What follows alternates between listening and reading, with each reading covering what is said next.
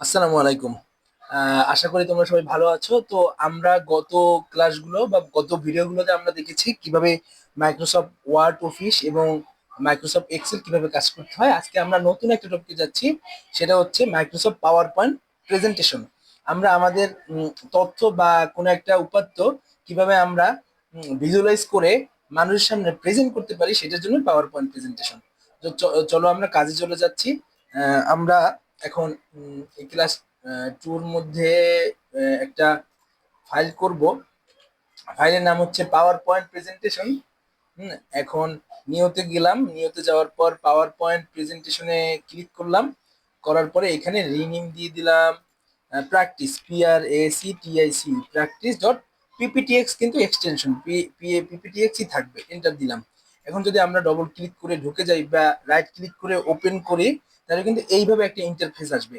দেখো ইন্টারফেসে কিন্তু file, home, insert, draw, design, transition, animation, slide show, record, review, view, help এমন কিন্তু থাকবে।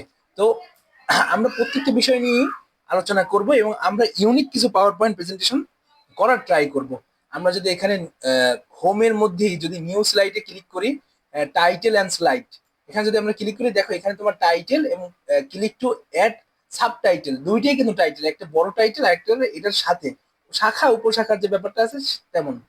ঠিক তেমনি আবার যদি একটা নিউ স্লাইডে টাইটেল অ্যান্ড কন্টেন্ট, এখন আমাদের এখানে একটা টাইটেল দিলাম যেমন বাংলাদেশ, আর এখানে দিলাম আহ, কিছু দেওয়ার আগে অবশ্যই ভাবতে হবে উপরে দেখো তোমাদের এইখানে আহ, দেখো এটা কিন্তু অটোমেটিক কালার হয়ে আছে, একটু অ্যাশ কালার হয়ে আছে, তার মানে এটা নাম্বার লিস্ট করা আছে।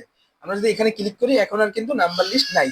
হ্যাঁ, এখন কিন্তু আমরা অ্যাজ ইউজুয়াল ভাবে শুধু কন্টেন্ট দিতে পারবো। ধরো আমরা এখানে দিলাম বরিশাল, এন্টার দিলাম ঢাকা, ঢাকা, হ্যাঁ চট্টগ্রাম, চট্টগ্রাম। এভাবে কিন্তু আমরা বিভাগের নাম দিতে পারি বাংলাদেশ দেওয়ার পরে, বা তোমার তথ্য অনুযায়ী তুমি দিতে পারো। আর উপরেরটা যেটা আছে এখানে টাইটেল এবং সাব টাইটেল। আবার যদি একটা নিই নিউ স্লাইডের পর সেকশন হেডার, হ্যাঁ এখানে add title, click to add text.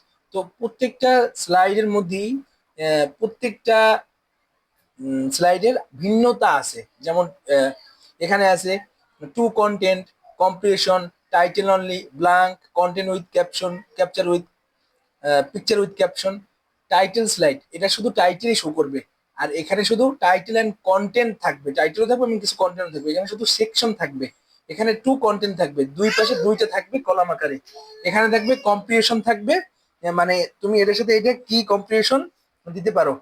হ্যাঁ,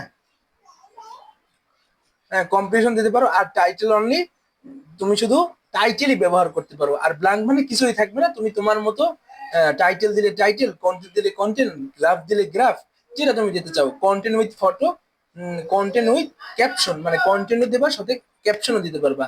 আর পিকচার উইথ ক্যাপশন, পিকচারও দেবা, ক্যাপশন দিতে পারবা। তো আমরা নেক্সট ভিডিওতে দেখব যে একটা স্লাইড, একটা স্লাইড থেকে আর একটা স্লাইড, একটা স্লাইড থেকে প্রত্যেকটা স্লাইডের ব্যবহার দেখব এবং করেও দেখবো। আশা করি তোমাদের ভালো লেগেছে।